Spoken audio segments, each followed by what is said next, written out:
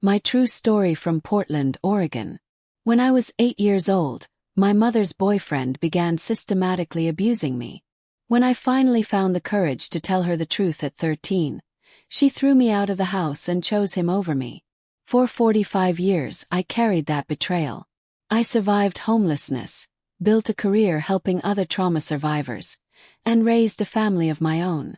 But I never forgot what he did to me, and I never stopped planning my revenge. Welcome back to Granny Dorothy's Stories. If you haven't already, please subscribe to my channel. Your support truly encourages me to continue sharing these incredible tales with you. Let me know in the comments where you're watching from. I love hearing from my sweethearts around the world. Like and share if you believe justice has no expiration date, because this is the story of how I finally destroyed the monster who stole my childhood. Last year I watched Marcus Thompson, now 82 years old, being led away in handcuffs to serve 12 years in prison for what he did to me and other little girls. It took me decades to get there, but sometimes the sweetest revenge is the one you plan carefully and execute perfectly. I was born Sarah Michelle Collins in 1964, in a small apartment in Cleveland, Ohio, to a young single mother who was barely surviving herself. My mother Linda was only 21 when I was born, working double shifts at a bread factory downtown, spending 10 hours a day at loud, dangerous machines just to earn enough money to pay rent and buy groceries. My father had left when I was just 3 years old, back in 1967, claiming he wasn't ready for the responsibility of a family. He packed his belongings one Tuesday morning while Mama was at work and I was at daycare, leaving nothing but a note saying he needed to find himself and couldn't handle being tied down to domestic life. Those were different times, you understand. Single mothers didn't have the support systems they have today. There was no daycare assistance, no food stamps that actually fed a family, no help for women trying to raise children alone. Mama was on her own, and she did the best she could with what little she had. Every morning at 5:30 a.m., Mama would wake me up, get me dressed and fed, drop me off at Mrs. Henderson's house where she watched several children, and then spend the next 10 hours operating heavy machinery in a hot, noisy factory. She would pick me up at 6 p.m., exhausted and covered in fabric dust, but she always tried to make dinner and spend time with me before collapsing into bed. Looking back now, as a grandmother myself, I understand how desperately lonely my mother must have been. She was a young, attractive woman who had been abandoned by the man she loved, struggling to raise a child alone while watching her friends go out on dates and live carefree lives. The isolation must have been crushing for someone who had never planned to be a single mother. But despite the financial struggles, my early childhood was filled with love. Mama may have been exhausted and overwhelmed, but she was devoted to me. We would spend Sunday mornings making pancakes together, watching cartoons and reading library books. Mama always made sure I knew I was wanted, loved, and the most important thing in her world. Those early years felt safe and happy, despite the financial difficulties. I had my mother's complete attention and protection, and I felt secure knowing that Mama would always put my needs first. We were a team, facing the world together. But everything changed when I turned 8 years old in 1972. In the spring of 1972, Mama met Marcus Thompson at O'Malley's Bar, a neighborhood establishment where factory workers gathered after long shifts to drink away their exhaustion and loneliness. Marcus was 35 years old, worked in construction, and seemed to represent everything Mama had been missing: adult companionship, financial stability, and relief from the crushing responsibility of single parenthood. Marcus was charming in the way that dangerous men often are. He listened to Mama's stories about the challenges of raising a daughter alone, expressed admiration for her strength and dedication, and gradually positioned himself as the solution to all her problems. He had steady work, owned his own truck, and seemed genuinely interested in becoming part of our small family. I remember feeling uneasy about Marcus from our very first meeting. There was something about the way he looked at me, too intensely, too familiarly, that made my skin crawl. But when I tried to tell Mama that he made me uncomfortable, she dismissed my concerns as natural adjustment difficulties. "You're just not used to having a man around the house, Sarah," Mama would tell me. "Marcus is trying to be a good father figure to you. You should give him a chance." Marcus moved into our lives gradually but systematically. First, he started staying over on weekends, bringing groceries and helping with household repairs. Then he began staying most nights, contributing to rent and utilities. Finally, he moved in permanently in the fall of 1972, bringing his belongings and establishing himself as the head of our household. The changes in our family dynamics were immediate and heartbreaking. Mama, who had been independent and self-reliant for years, became dependent on Marcus's approval and support. She started deferring to his opinions about everything from what we watched on television to how I should be disciplined. I watched my strong, independent mother become someone I didn't recognize. Eager to please, quick to apologize, constantly seeking Marcus's approval for decisions she had been making confidently for years. Our Sunday morning pancake tradition ended because Marcus preferred to sleep late. Our bedtime reading sessions stopped because Mama was busy with adult conversations. Most disturbing was watching the close relationship I'd always had with Mama begin to deteriorate. She seemed distracted, more focused on Marcus's needs than on our previous mother-daughter routines. Gradually, I went from being the center of my mother's world to being an inconvenience that interfered with her relationship. If you can relate to the struggle of losing a close bond with someone you love, don't keep it to yourself. Share your thoughts in the comments like if this resonates with you, and subscribe for more stories that speak to the heart. The inappropriate behavior started so gradually that I initially questioned my own perceptions. I was just 8 years old, and Marcus was a grown man who was supposed to be taking care of me. How could I know that what felt wrong was actually wrong? Marcus began making comments about my appearance that felt different from normal adult observations about a growing child. Instead of saying I was getting taller or that I looked nice in my school picture, he would make remarks about how I was developing and becoming quite the little lady. He started finding excuses for physical contact that made me deeply uncomfortable but was difficult to explain to my mother. Hugs that lasted too long and involved touching that felt wrong. Walking into my room without knocking when he claimed he didn't know I was changing clothes. Offering to help me with baths and bedtime routines that I was perfectly capable of handling by myself.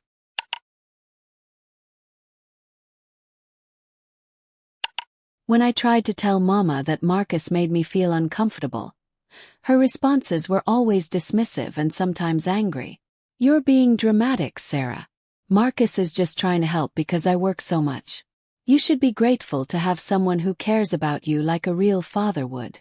Marcus was skilled at creating situations where his inappropriate behavior could be explained away as normal family interaction or misunderstood childish perceptions. He positioned himself as the patient, caring stepfather figure who was being unfairly criticized by a child who was resistant to having a man in the house. The psychological manipulation was subtle but constant. Marcus began creating distance between Mama and me, suggesting to her that I was too clingy and needed to learn independence. He convinced Mama that my discomfort with him was evidence of jealousy and immaturity rather than legitimate concerns about inappropriate behavior. Gradually, the close relationship I had always enjoyed with my mother began to change. Mama started viewing my need for attention and affection as selfishness that interfered with her relationship with Marcus. The special bond we had shared became a source of tension rather than comfort. I felt confused and helpless as I watched my mother become someone I didn't recognize. Mama, who had always been protective and attentive, began dismissing my concerns and prioritizing Marcus's comfort over my well-being.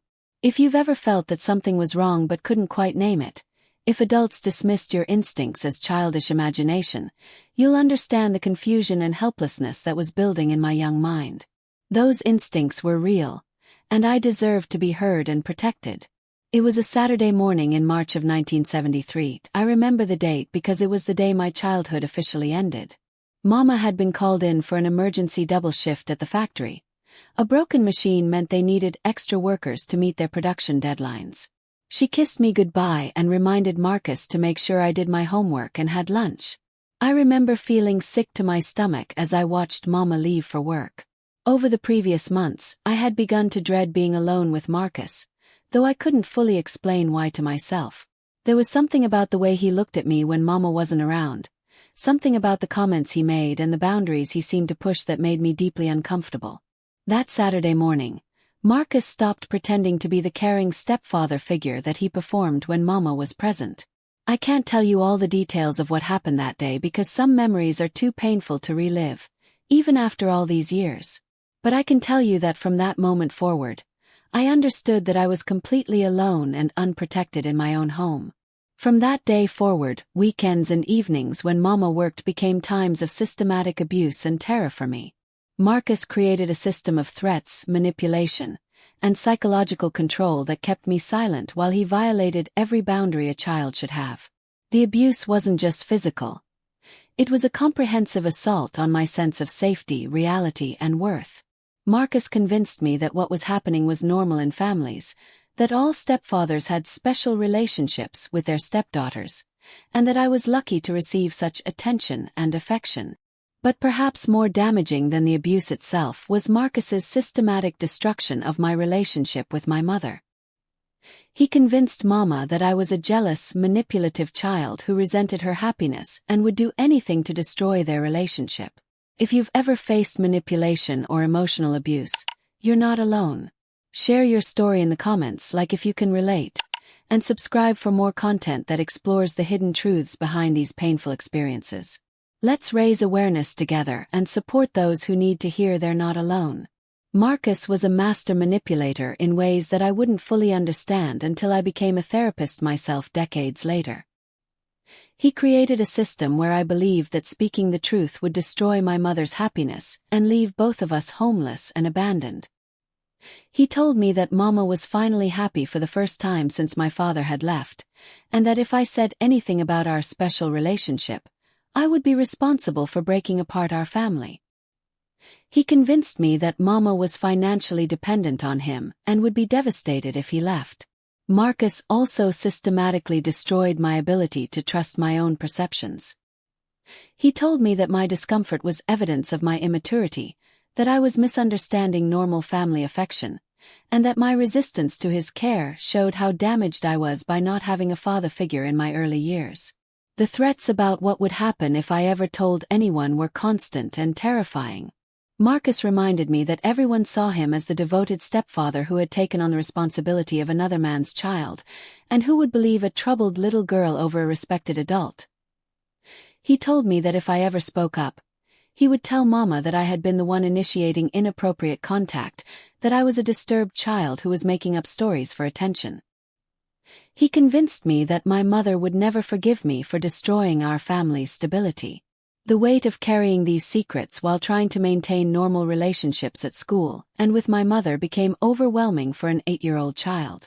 I learned to live in two completely different worlds: the nightmare that existed when I was alone with Marcus, and the facade of normalcy that I had to maintain everywhere else.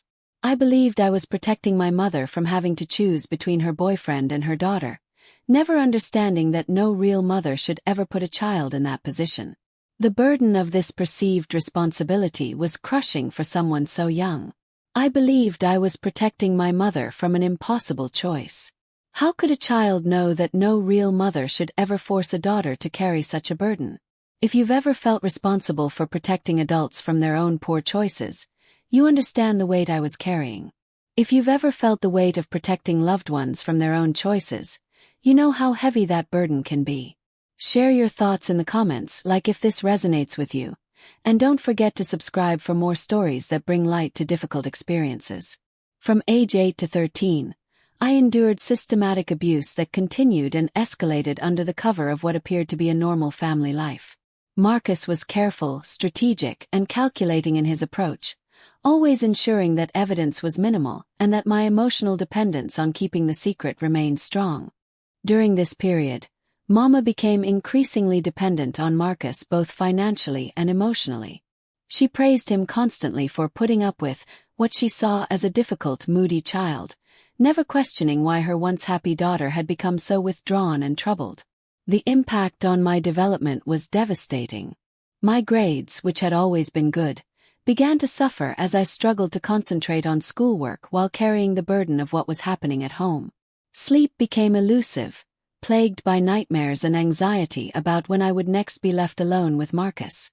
My friendships became impossible to maintain because I couldn't participate in normal activities. I couldn't have friends over to the house because I never knew when Marcus might create situations that would expose them to inappropriate behavior. I couldn't stay overnight at friends' houses because Marcus had convinced Mama that I needed strict supervision due to my behavioral problems. The abuse took multiple forms, and I learned to recognize the signs that Marcus was planning something. The way he would look at me during dinner when Mama was talking about her work schedule. The way he would position himself near my bedroom door when Mama was in the shower. The way he would volunteer to help me with homework when Mama was running errands. Perhaps most damaging was the way Marcus systematically destroyed my sense of reality and self-worth. He convinced me that I was damaged, that no one would want to help someone as difficult as I was, and that I should be grateful that anyone was willing to deal with my problems. Teachers noticed that I had become withdrawn and anxious, but when they reached out to Mama about their concerns, Marcus was always present for those conversations, positioned as the caring stepfather who was working hard to help a troubled child overcome her behavioral issues. Throughout those 5 years, I made multiple attempts to tell my mother what was happening, but I could never bring myself to say the words directly because I had been convinced that speaking the truth would destroy our family. I tried to communicate my distress by complaining that Marcus made me uncomfortable, asking why he needed to be involved in personal care when I was old enough to handle things myself, and expressing wishes that we could go back to the way things were when it was just the two of us. Mama's responses to these indirect pleas for help were consistently dismissive and sometimes angry. "You're being dramatic, Sarah. Marcus is just trying to help because I work so much. You should be grateful to have someone who cares about you like a real father. You're just jealous because you're not the only important person in my life anymore." Each dismissal deepened my sense of isolation and convinced me further that my mother had chosen Marcus over my well-being. The message was clear. Marcus's presence in our lives was more important than my comfort or safety. When I was in 7th grade, I finally built up the courage to speak with the school counselor, Mrs. Patterson, about feeling unsafe at home. I couldn't bring myself to reveal the full truth, but I said enough to indicate that there were serious problems with my stepfather's behavior. Mrs. Patterson followed proper protocol and contacted Mama to discuss the concerns I had raised. The result was devastating for me. Mama became furious, accusing me of trying to sabotage our family's stability and embarrass them in the community. "How could you tell strangers that Marcus is inappropriate with you?" Mama screamed at me that night. "Do you understand what kind of trouble you could cause for him? For us? He could lose his job, we could lose our home, and all because you can't accept that I'm finally happy." That night, Marcus sat me down for what he called a serious conversation about my behavior problems and the lies I was telling about our family. He reminded me of all the ways my accusations could destroy our lives, and made it clear that any future attempts to seek outside help would result in severe consequences. After that incident, I gave up trying to tell anyone the truth. I had learned that the adults in my life were more committed to maintaining the appearance of family stability than to protecting me from harm. Any woman who has felt powerless will recognize the impossible situation I faced, trapped between protecting myself and protecting my mother's illusion of happiness, with no adult willing to truly listen. Your voice deserved to be heard, and the failure to protect you was theirs, not yours. If you've ever been caught in that impossible place, share your thoughts below. Like if this speaks to you, and subscribe for more stories that empower us to break free and find our voices. You're not alone. As I entered my teenage years, the abuse escalated in ways that made it clear that Marcus's behavior would never stop as long as I remained in the house. His sense of entitlement and control had grown over the years, and he no longer felt the need to be as careful about concealing his behavior. By the time I was 13, I understood that my mother had essentially abandoned me emotionally years earlier. Mama was so invested in her relationship with Marcus that she had stopped seeing me as someone deserving of protection and care. I began to understand that the choice wasn't between protecting my mother's happiness and my own safety. It was between speaking the truth and allowing the abuse to continue indefinitely. I realized that staying silent was no longer protecting anyone. It was only enabling Marcus to continue his crimes against me. At 13 years old, I made the decision that would change the course of my life forever. I was going to tell my mother the complete truth since going through the school counselor didn't work, regardless of the consequences. I spent weeks preparing for the conversation I knew would change everything. I planned exactly what I would say to Mama, hoping that if I explained everything clearly and calmly, she would finally understand what had been happening under her own roof for the past 5 years. I was naive enough to believe that maternal love would finally triumph over everything else. But as I prepared for that conversation, I also began planning for the possibility that Mama wouldn't believe me. I started hiding small amounts of money from babysitting jobs.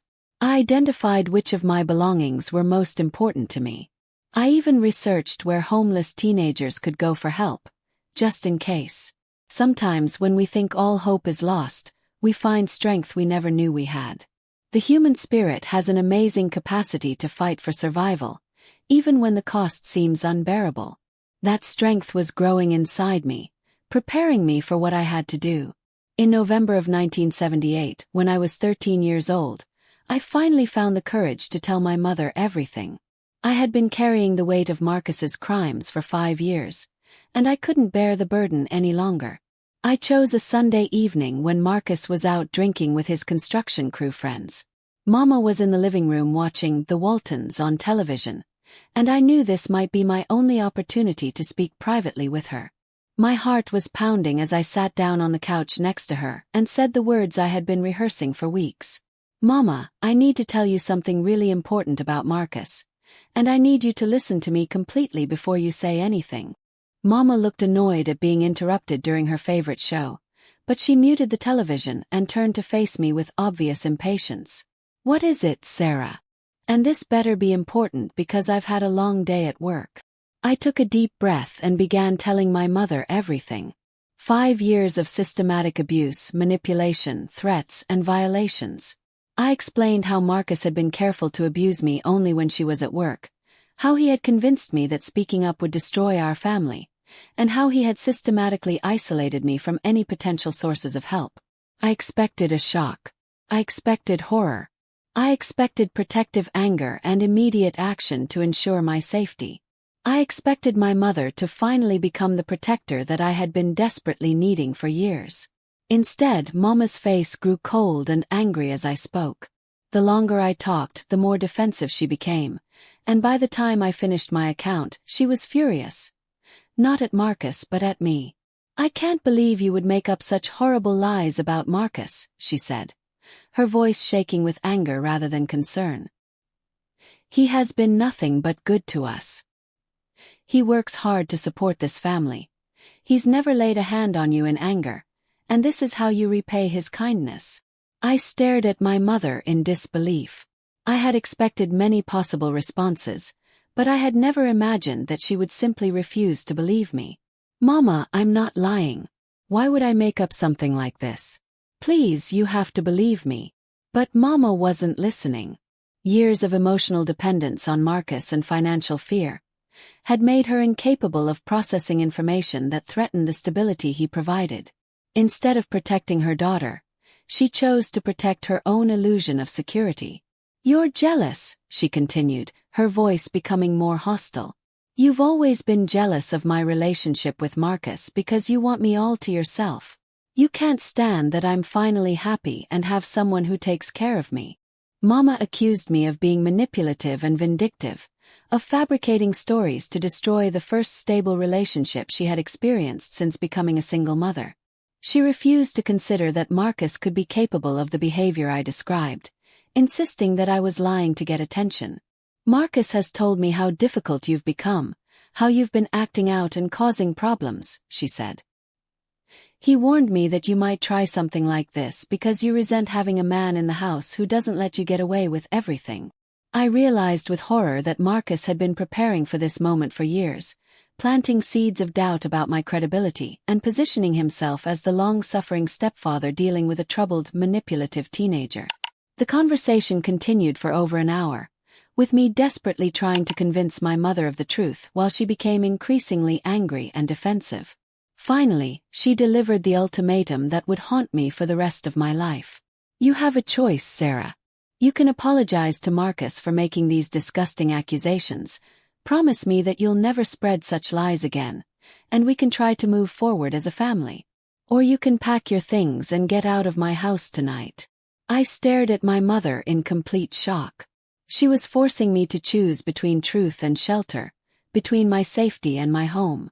At 13 years old, I was being abandoned by the one person who should have protected me above all else.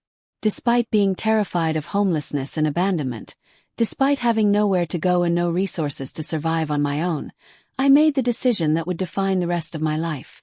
I looked at my mother, the woman who had once been my protector and advocate, and said with as much dignity as I could muster, "I won't apologize for telling the truth, and I won't pretend that Marcus didn't do what he did to me. If you can't protect me from him, then I guess I'll have to protect myself." Mama's face twisted with rage at my refusal to back down. "Fine. Then you can leave tonight. And don't expect me to take you back when you realize what a mistake you're making. Marcus is the best thing that ever happened to this family, and I won't let you destroy that." I went to my room and packed a single bag with my most essential belongings. Some clothes, my school books, a few photographs of happier times with Mama, and the small amount of money I had saved. As I prepared to leave the only home I had ever known, I could hear Mama on the phone with Marcus, telling him about my lies, and assuring him that she had handled the situation. As I walked toward the front door with my bag, Mama delivered her final, devastating words. "You're an ungrateful, lying child who has destroyed this family's happiness. I never want to see you again. You're no daughter of mine." I walked out into the cold November night of 1978 with nowhere to go, no money, and no family support. But I also walked out with my truth intact and the knowledge that I had finally chosen my own well-being over everyone else's comfort. For the first time in 5 years, I was free from Marcus's abuse. I was homeless, frightened, and abandoned, but I was no longer being violated by the man my mother had chosen over me. If you've ever had to choose between truth and security, between your safety and other people's comfort, you understand the incredible courage it took for me to walk out that door. Sometimes the strongest thing we can do is save ourselves when no one else will. The Monday morning after being thrown out of my home, I arrived at school in the same clothes I had worn for 3 days, carrying my bag of belongings and trying to figure out how to survive as a homeless 13-year-old. I was exhausted, frightened, and completely overwhelmed by the magnitude of what had happened. My English teacher, Mrs. Rodriguez, immediately noticed that something was seriously wrong. I had always been one of her students who tried hard despite obvious problems at home, and she had never seen me looking so distressed and disheveled. During lunch period, Mrs. Rodriguez asked me to stay behind to discuss a writing assignment. Once we were alone, she gently asked if everything was okay at home. The kindness in her voice broke through all my defenses, and the truth came pouring out. I told Mrs. Rodriguez everything: the years of abuse, my mother's refusal to believe me, and my current homeless situation. She listened without judgment, believed every word, and immediately took action to ensure my safety. "Sarah, none of this is your fault," she said firmly. "You were incredibly brave to tell the truth, and you deserve to be protected and cared for. We're going to make sure you're safe, and we're going to get you the help you need."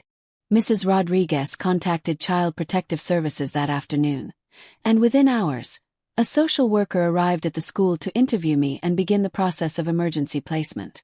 For the first time in years, adults were taking action to protect me rather than questioning my credibility. I was placed with the Martinez family, Maria and Carlos Martinez, who were experienced foster parents specializing in helping teenagers from traumatic backgrounds. They provided me with my own bedroom, clean clothes, nutritious meals, and most importantly, the absolute assurance that I was safe and believed.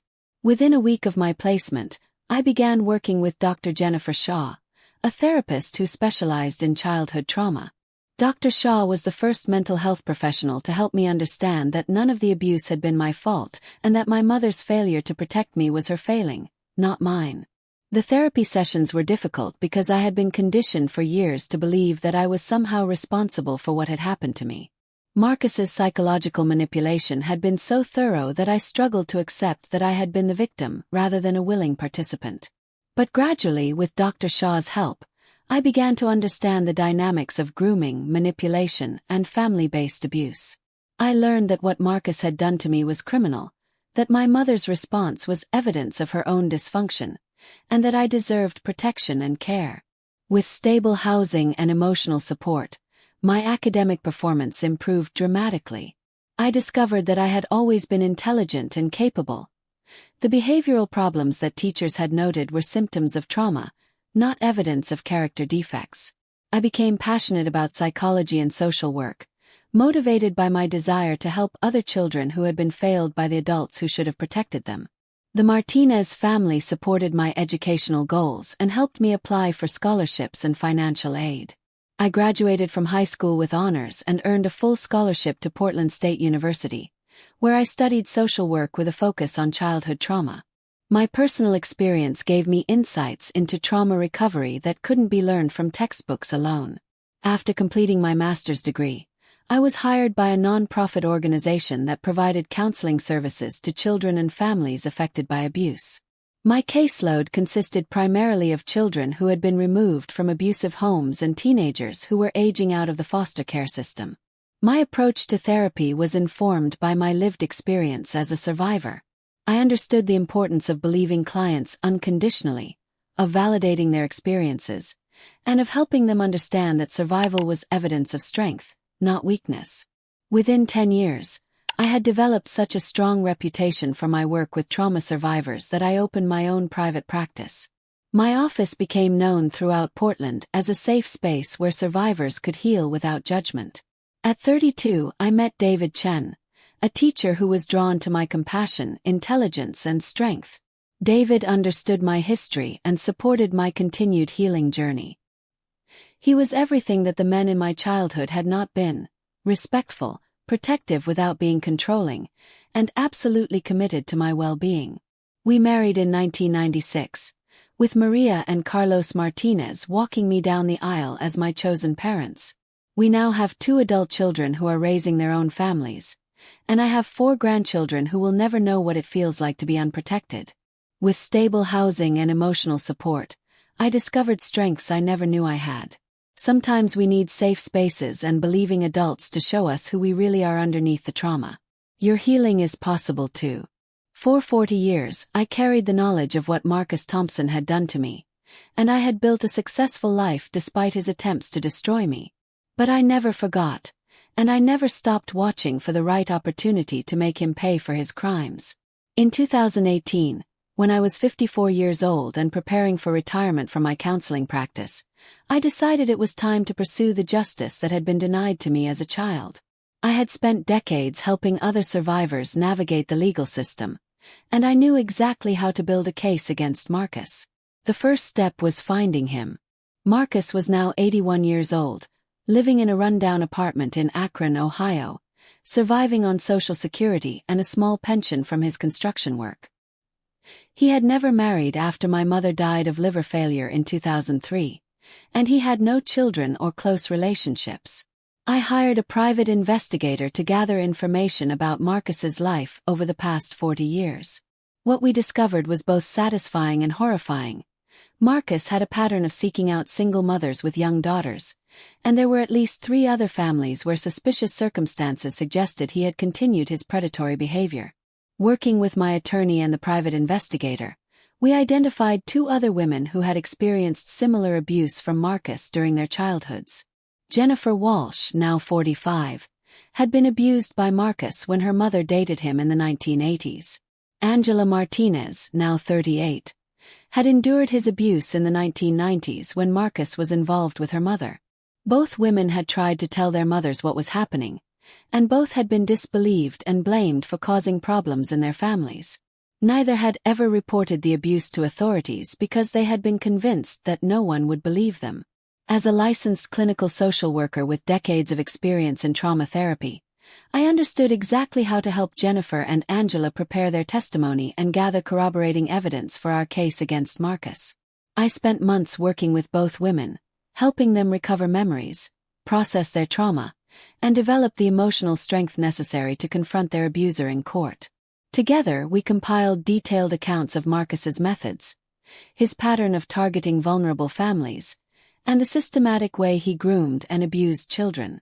We also gathered evidence about Marcus's current life, his financial records, his living situation, his health status, and most importantly, his lack of any statute of limitations protection due to the ongoing nature of his crimes and the recent changes in Ohio law regarding childhood sexual abuse cases.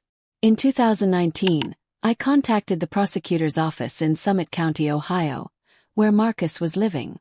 I presented them with 3 detailed victim statements, corroborating evidence, and a comprehensive analysis of Marcus's pattern of predatory behavior spanning 4 decades.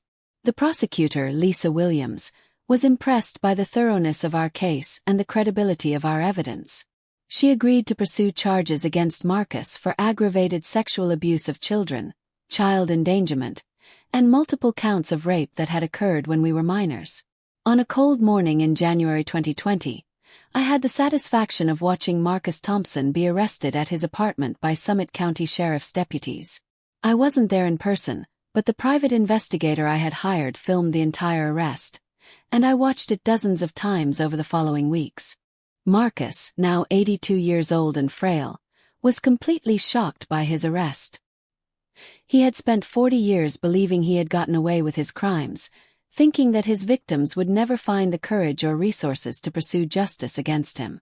The trial took place in the fall of 2020, and I testified as the primary witness against Marcus. Standing in that courtroom, facing the man who had destroyed my childhood, I felt more powerful than I ever had in my entire life. I looked directly at Marcus as I described what he had done to me, how he had manipulated my mother, and how his abuse had affected every aspect of my development. Jennifer and Angela also testified, describing similar patterns of abuse and manipulation. Marcus's defense attorney tried to claim that we were lying, that we had conspired together to frame an innocent man. But our testimony was consistent, detailed, and supported by evidence that corroborated our accounts. The jury deliberated for less than 3 hours before returning guilty verdicts on all charges. At sentencing, the judge gave Marcus Thompson 12 years in prison, essentially a life sentence for an 82-year-old man.